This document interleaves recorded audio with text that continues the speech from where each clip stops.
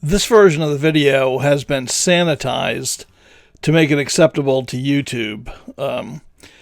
And what is missing from this is all of the modifications done to this revolver.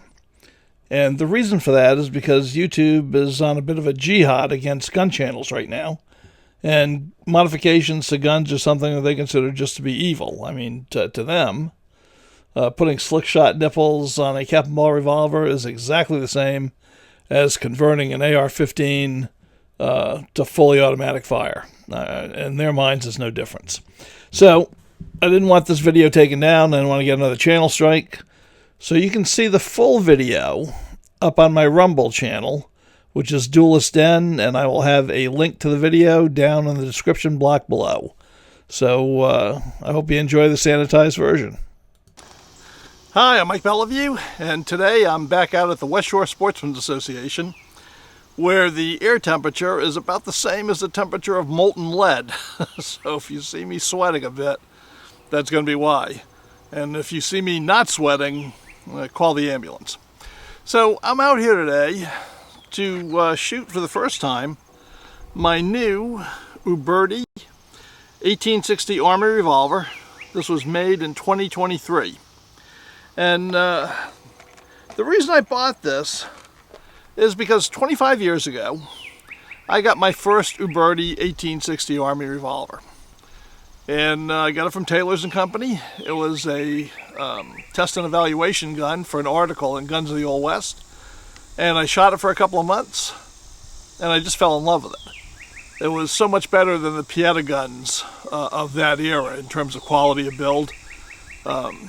It was phenomenal. It was as close to an original as you could get without getting a Colt first or second generation. So I went to the West Shore Roundup, which at the time was the SAS Regional Championship, and I was competing there, and Taylor's, had a booth set up. So I went up to Tammy Loy and I just bought the gun out instead of returning it from loan, and I've had it ever since, and it's been my go-to gun. It's become one of my favorites, if not my favorite, cap and ball revolver. But after 25 years, I was wondering, has Uberti's quality on the 1860 improved, declined, or stayed the same? I had not seen an original, or I hadn't seen a recent version of it. So I placed an order with Taylor's for a new gun made in 2023, and it arrived in due course. And I'll show you the gun. It's beautiful. And in fact, I think the quality, the build quality, is even better than it was on my 1998 gun. So I was pleasantly surprised. So I'm going to show you some of what I did to get the gun ready for the range, because I modified it to take paper cartridges, and I did a little cleaning up on it, but to be honest with you, the machining was excellent. And now we're out here at the range, and I'm going to shoot it for the first time. And I'm planning on shooting conicals in paper cartridges. So we'll see how that goes. But I think it's going to be a blast.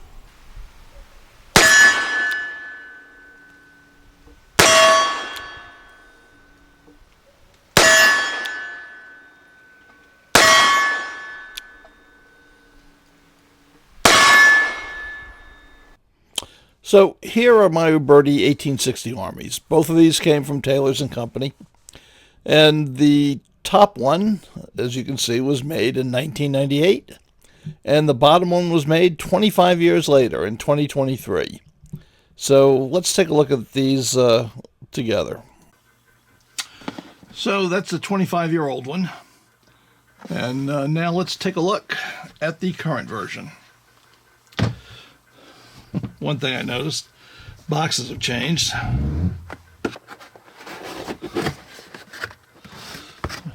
Taylor's has a spiffy new box. I'll give him credit for that. Another thing that is a new touch is Taylor's is shipping their guns in this handy little gun sock. So, and that's definitely an improvement over the old packaging. So let's just take a look at this.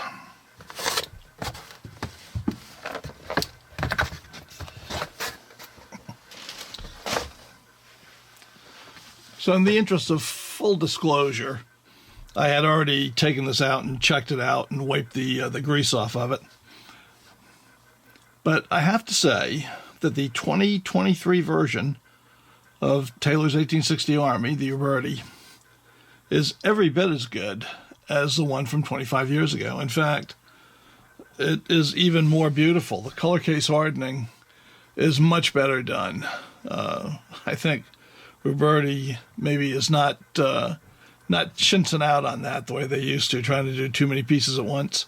It's just got gorgeous colors in it. The bluing is very nice.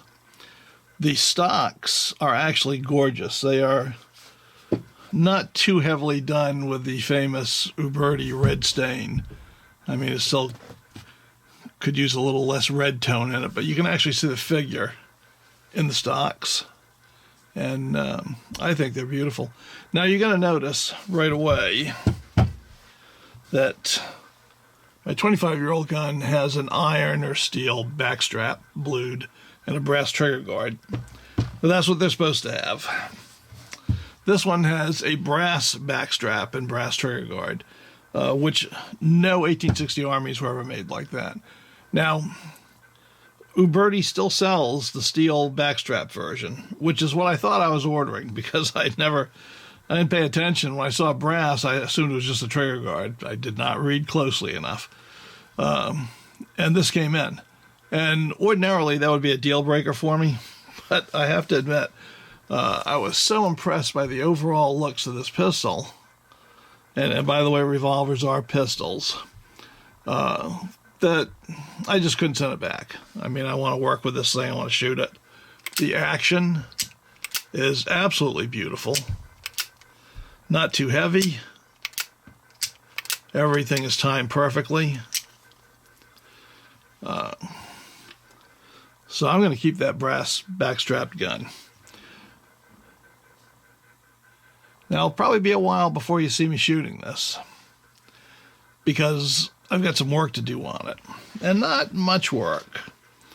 I'm going to take it apart and do my usual check and polish, but I'm suspecting this gun's not going to require hardly any of that. It already feels fantastic.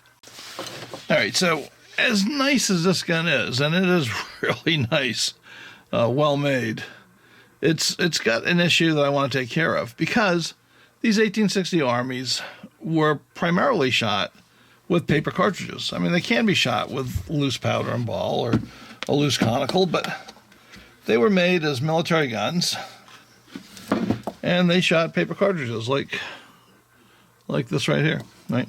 So this is an actual Colt original Army from 1862, and I just want to show you that it will accept paper cartridges. As you can see, goes right in, and then I can ram it home, right? Now, when I try to do that in the Uberti gun,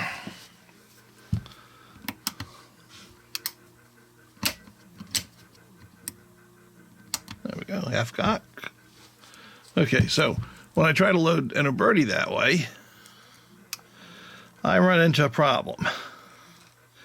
I can almost do it, but I think you can see that I'm hitting right up at the top here of the window, and the window is not quite long enough to accommodate the paper cartridge. And all Ubertis are that way, Uberti Armies. So if you want to shoot paper cartridges in them, you've got to modify them to do that. And that's one of the things I'm going to do. The other thing I'm going to do is I'm going to what I would call defang the hammer so it doesn't pick up caps as readily. I'm going to put slick shot nipples on there on the way. And I'm going to take a cutting wheel and I'm going to break the case hardening here so I can get a file in there. I'm going to open this up just a little bit so that later on I can actually get it close to point of aim for these paper cartridges. Okay, so that's the issue we got to fix, and that's what we're going to do next. So at this point in the original video, there was a long shop session where I showed you how to make all of those mods. And if you want to see that, go to Rumble. The link, as I said, will be down in the description because I can't do it here on YouTube. So here in YouTube land, it's time to take the 2023 edition of Uberti's 1860 Revolver out to the range and see what it can do. Okay, we're going to be loading the 2023 version of the 1860 Army with paper cartridges loaded with Errors Gone bullet molds Care bullets. I started using these recently instead of the Johnson & Dow's. They're not as pointy as the J&D bullets. I'm going to put this on half cock. So they actually seat better. Now, we've countersunk the chambers on here, so that and opening up the loading window makes this very easy. So when we're loading paper cartridges, that's all there is to it. Right? This is just how easy it is. So you can see why they became such a popular option in the 1860s. They load very easily.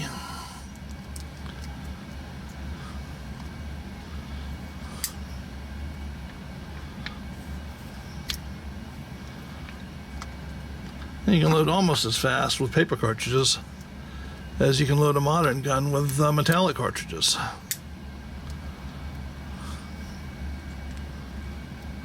There we go.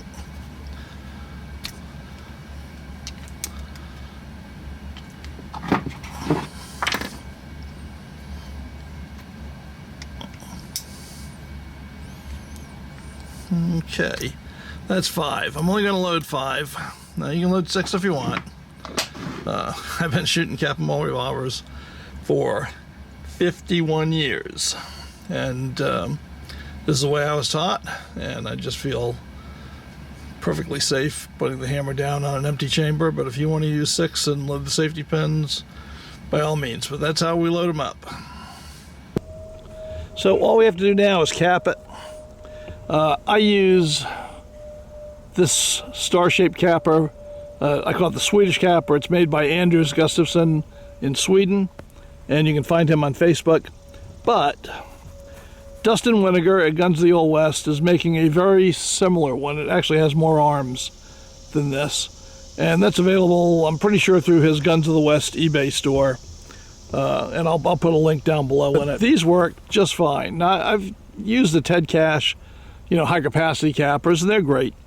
But these go on the gun really easy. They're easy to load. They're just fun to use at the range, and I kind of prefer them. So there you go. And it's pretty simple. Once you put them in the slots, you just pop them on. Could not be easier.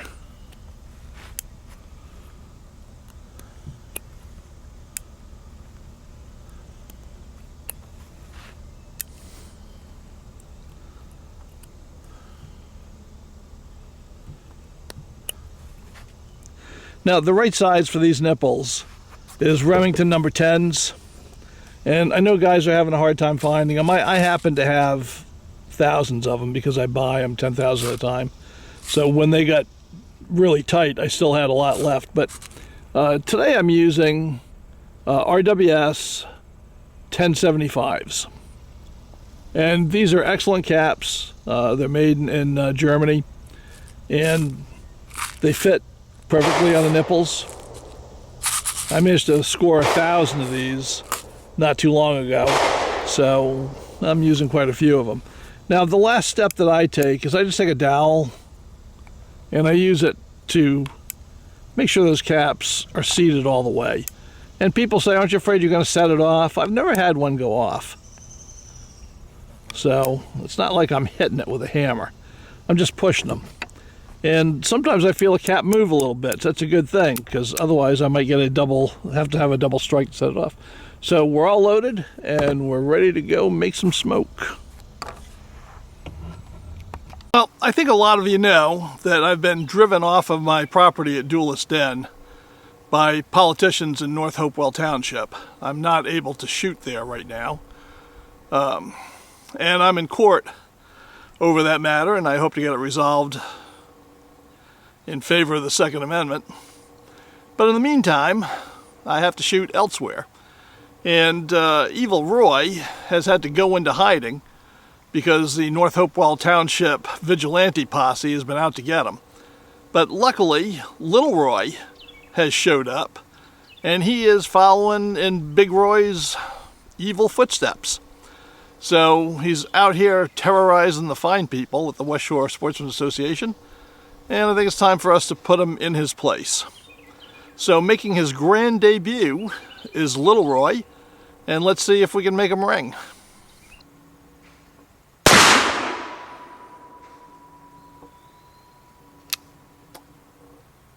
Well, I shot about a foot underneath him and I went a little bit low, so that's good news. So now I know where to get him.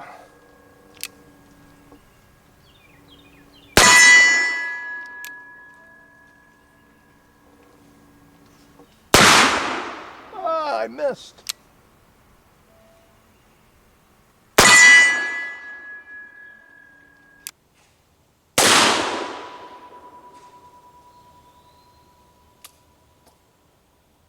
Well, I shot about a foot underneath him and I went a little bit low, so that's good news.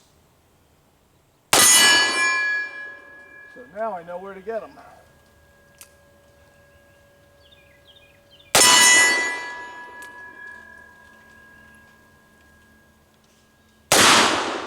Ah, I missed.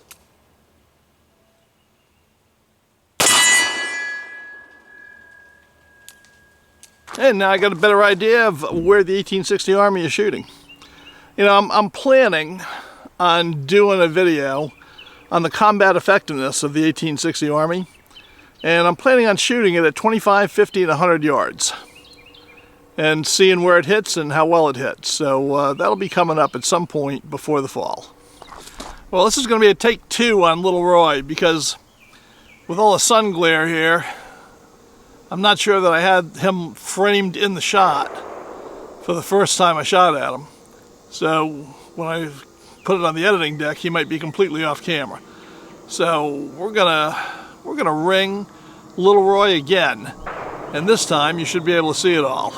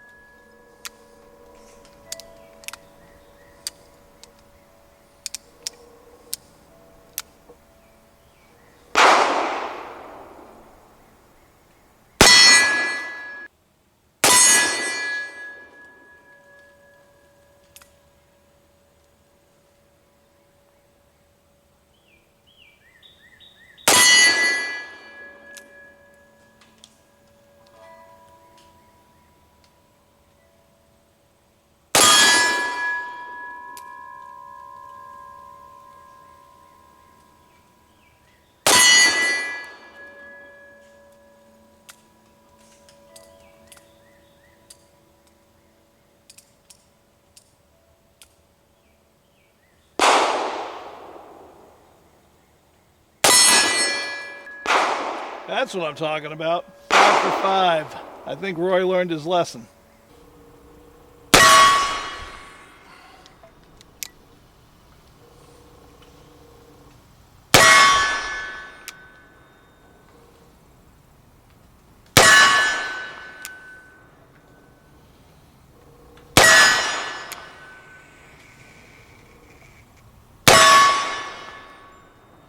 Well, Little Roy's partner, Hangin' Hank, showed up to back Roy's play. So I think it's time that we showed Hangin' Hank that he needs to get some new friends, because his current friends are bad for his health.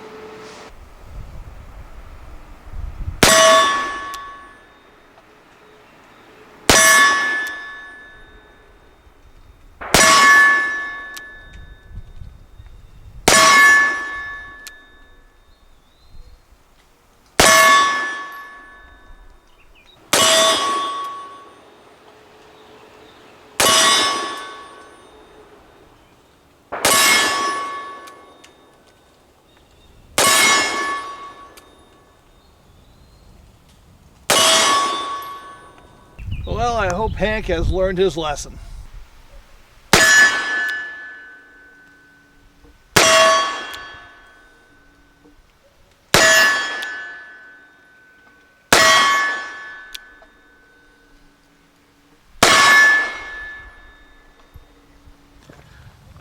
Well, we put in a good day here at the range, and my final impressions of the 2023 Uberti 1860 Army is I like it. This is a good revolver.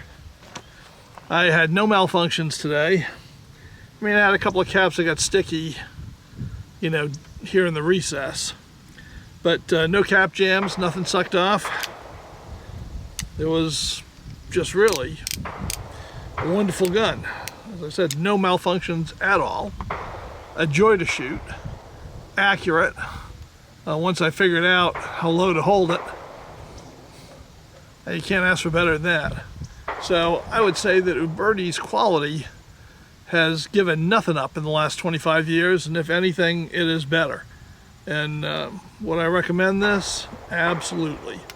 In fact, I'm going to do a lot more shooting with this gun because I really enjoyed it. And to be honest with you, because of my psoriatic arthritis in my trigger finger, I really shouldn't be doing a whole lot of 44 and 45 caliber shooting anymore. So I will pay for this tomorrow, but it is entirely worth it because this is so much fun to shoot. I can't ever give these things up. So, hope you enjoyed this. If you did, you know what to do. Thumbs up. Feel free to make a comment. I read them all. And I will see you next week. Until then, bye.